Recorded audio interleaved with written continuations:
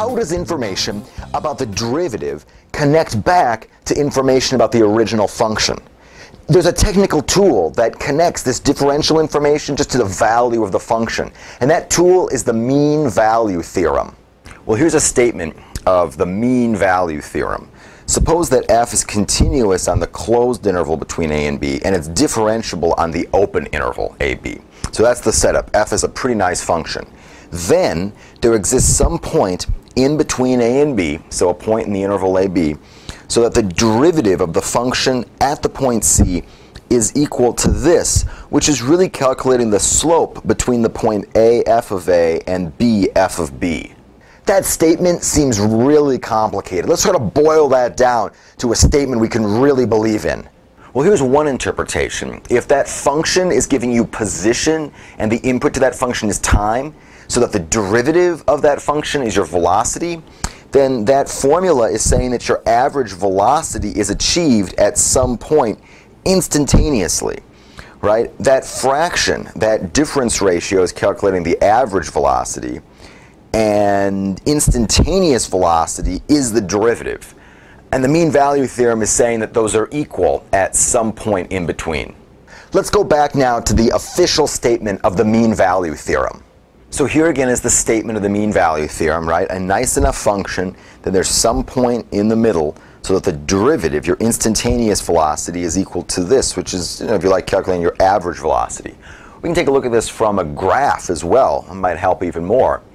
Right? Here's the graph of just some function that I've made up, and I've picked points a and b, and it's certainly a nice enough function. I mean, it's a continuous function, differentiable function. And I've picked points a and b, and here's f of a and f of b, and then I've drawn this red line that connects the point a f of a and b f of b, and the slope of that line is exactly what this quantity calculates. Right? So I'll label this as the slope of that secant line. Now, it's asserting the existence of some point in between where the derivative has the same value as the slope of this secant line.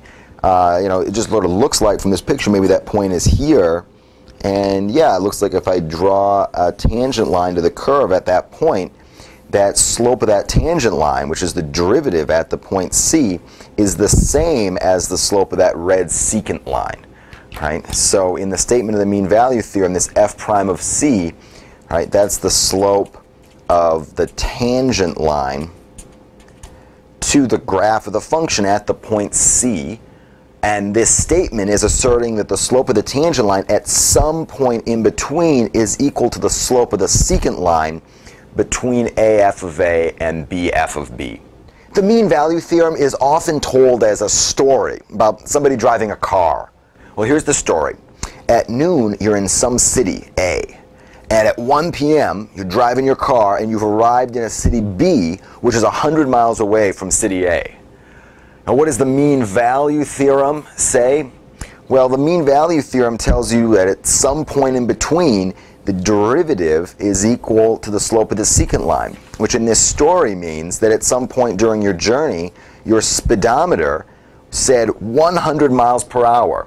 Your speedometer is reporting your instantaneous speed, right? That's this, the derivative of your position with respect to time at some point in between.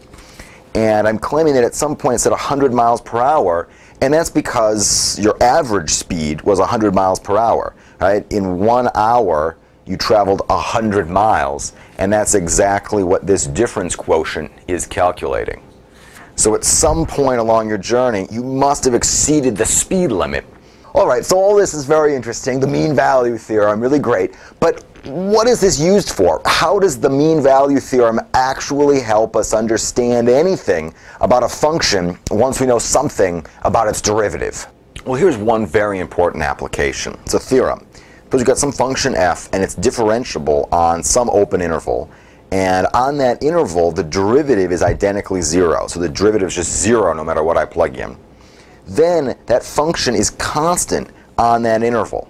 This is a really exciting result because it's relating information about the derivative back to information about the value of the function. It's saying that if the derivative is equal to 0, that function only outputs one value. It's a constant function. So let's prove this statement using the most valuable theorem, the MVT, or the mean value theorem. Well, here we go. So I want to prove this, and what I'm going to do is I'm going to pick 2 points, I'll call them A and B, in the interval. And since f is differentiable on the whole interval, and I've picked A and B inside that interval, this is actually enough to guarantee that the hypotheses of the mean value theorem apply. The function's continuous on the closed interval and differentiable on the open interval AB.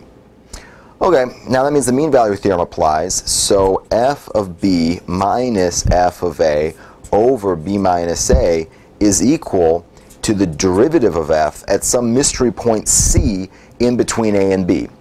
But no matter where I evaluate the derivative, the assumption here is that the derivative is identically 0, so that is equal to 0. This means that no matter which a and b I pick, f of b minus f of a over b minus a is equal to 0. Now, how can a fraction be equal to 0? The only way the fraction is equal to 0 is if the numerator is equal to 0. So that means that f of b minus f of a is equal to 0. And now, if I just add f of a to both sides, I conclude that f of b is equal to f of a. What I'm really saying here is that no matter which a and which b I pick, f of a is equal to f of b. So f is a constant function, right? Any two output values are the same, so there must only be one output value, which is exactly what it means to say that the function is constant.